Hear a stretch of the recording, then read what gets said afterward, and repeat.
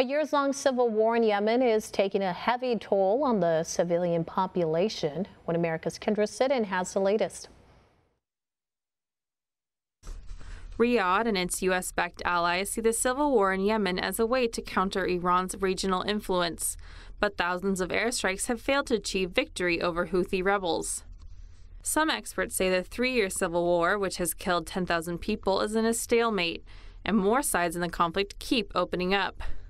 The local allies, backed by the United Arab Emirates and Saudi Arabia, turned on each other last week, prompting an emergency meeting between their supporters. The Iran-backed Houthis are still launching rockets towards Saudi Arabia, who joined the fight to back the government. The conflict has also given ISIS-affiliated and other terrorists opportunities to carry out attacks. The civilians caught in the multi-fronted war are paying the price, with the world's worst humanitarian crisis. 75% of the population, or 22 million people, need some form of humanitarian assistance. About half of those people are in acute need. That means they really need life-saving support for them to just to survive. So, and unfortunately, this is entirely man-made. According to the Red Cross, without medical supplies, 1 million people have been infected with cholera, killing 2,000 residents. An additional 47,000 people have been displaced since December. Saudi Arabia's blockade on all ports has now been lifted, but temporarily made food prices rise by 50% for the starving population, prompting international criticism of the move.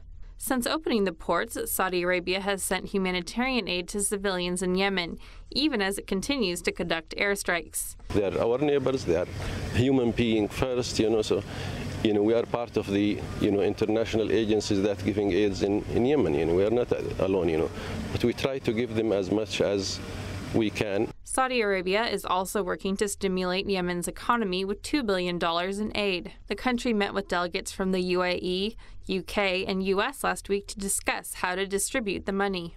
Meanwhile, Riyadh says it is not intentionally targeting civilians in rebel-held areas with its airstrikes. Our objective is very clear. We are working to take back the legitimate government, and we will work for it, and there is no planning for systematic attack for civilian.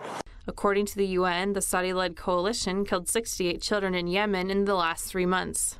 Also on Sunday, an airstrike on a government building mostly killed civilians. We were stunned by the explosion, even though the Saudi aggressor knows that this is an independent civilian building that serves the citizens. The strike targeted the civilians who are coming to sign their good conduct documents, killing many and injuring many of them. Saudi Arabia has conducted 46 airstrikes in the past 2 days, as it seeks to take back control of the rebel-held areas of its southern neighbor.